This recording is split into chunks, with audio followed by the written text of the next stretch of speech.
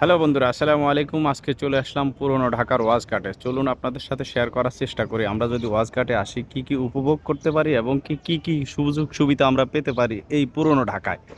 বিশেষ কথা হচ্ছে আমরা যদি ওয়াজ ঘাটে আসি, তো প্রথম কথা হচ্ছে যারা লঞ্চ দেখতে চান বা লঞ্চে ভ্রমণ করতে চান তারা অবশ্যই চলে আসতে হবে ওয়াজঘাট বা সদরঘাট। ওই যে দেখা যাচ্ছে সেটা হচ্ছে সদরঘাট, আর আমি এখন যেখানে দাঁড়িয়ে আছি সেটা হচ্ছে ওয়াজঘাট। তো ওয়াজঘাট এবং সদরঘাট দুইটাই কাছাকাছি। আর যদি বুড়িগঙ্গার একদম দুর্গন্ধযুক্ত বা সুগন্ধযুক্ত যাই বলেন পানি দেখতে চান বর্তমানে, তাহলে আপনারা অবশ্যই চলে আসতে হবে এই বুড়িগঙ্গার তীরে এবং কি সোয়ারিঘাট বা ওয়াজঘাট যে কোনো একটা জায়গায় আসতে হবে, তাহলে আপনি দেখতে পারবেন। তো বিষয়টা হচ্ছে এখানে সবগুলা লঞ্চ সারি সারি দাঁড়িয়ে থাকে, আপনারা অবশ্যই উপভোগ করতে পারবেন। আর আমার মতো যদি ভিডিও সংরক্ষণ করতে চান তাহলে অবশ্যই চলে আসবেন। আসলে অবশ্যই আপনি এখানকার পরিবেশটা মানুষের মাঝে তুলে ধরতে পারবেন এবং কি এখানকার পরিবেশটা কতটা সুন্দর বা কতটা ভালো মন্দ সবই তুলে ধরতে পারবেন। সেই আর বিশেষ কথা হচ্ছে এখানে যে লঞ্চগুলো দাঁড়িয়ে আছে, প্রায় অনেক লঞ্চ আপনারা এই যে দেখুন, আমি আপনাদেরকে একটা দেখাচ্ছি। এই যে এদিকে হয়তো একটু কম দেখা যাচ্ছে সূর্যের আলোর জন্য, এইদিকে সদরঘাটের দিকে একটু বেশি দেখা যাচ্ছে, সেটাই আমি আপনাদেরকে দেখানোর চেষ্টা করতেছি। অনুগ্রহ করে সঙ্গে থাকুন। তো বিষয়টা হচ্ছে এইখানকার যে লঞ্চগুলো আছে বরিশাল বা পটুয়াখালী ভোলা, যে লঞ্চগুলো যাতায়াত করে এগুলো আসলে খুব সুন্দর।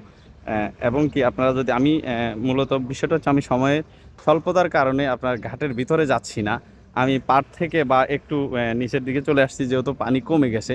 তো সেক্ষেত্রে আমার যতটুকু সম্ভব হচ্ছে সেটাই আমি আপনাদের মাঝে তুলে ধরার চেষ্টা করতেছি। আর একেবারে কাছ থেকে আমার সম্ভব হচ্ছে না, কারণ আমার সময় স্বল্পতার কারণে আমি ঘাটের ভিতরে যাচ্ছি না। তো যতটুকু সম্ভব হচ্ছে সেটা আমি আপনাদের মাঝে তুলে ধরার চেষ্টা করতেছি। তবে বিষয়টা হচ্ছে আপনারা যদি লঞ্চ দেখতে চান, উপভোগ করতে চান, অবশ্যই এখানে আসতে হবে। আর আমার মতো যদি ভিডিও সংরক্ষণ করতে চান আপনারা চলে আসবেন।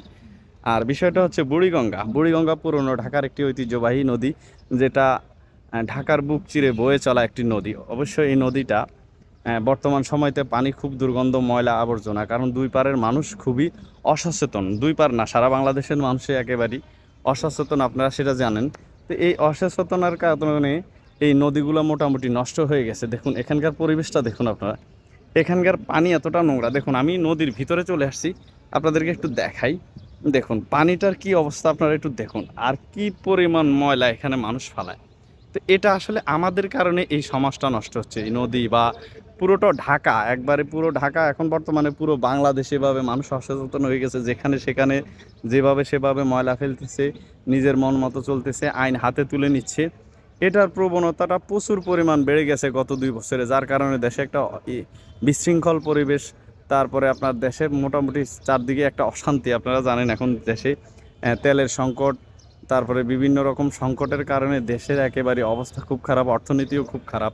তো এটা আসলে এগুলা আমাদের কারণে হচ্ছে। তো আমরা আসলে প্রত্যেক মানুষ যার যার অবস্থান থেকে আমরা যদি সচেতন হই, তাহলে হয়তো দেশ বা জাতি একদিন সুন্দর জিনিস উপভোগ করতে পারবে, বা ভবিষ্যৎ প্রজন্মের মানুষগুলা ভালো কিছু পেয়ে যাবে আমাদের কাছ থেকে। তো আমরা যদি অবশ্য ভালো কিছু করতে পারি, নিজে সচেতন হই, অন্যকে সচেতন করি, ভালোভাবে চলার চেষ্টা করি, তাহলে দেশ ও জাতি ভালো কিছু উপহার পাবে। সেটাই আশা করতেছি আমি সবার কাছে। আর আমরা যার যার অবস্থান থেকে অবশ্যই সবাই সবার পাশে থাকার চেষ্টা করব। ধন্যবাদ সবাইকে এতক্ষণ সাথে থাকার জন্য। আসসালামু আলাইকুম।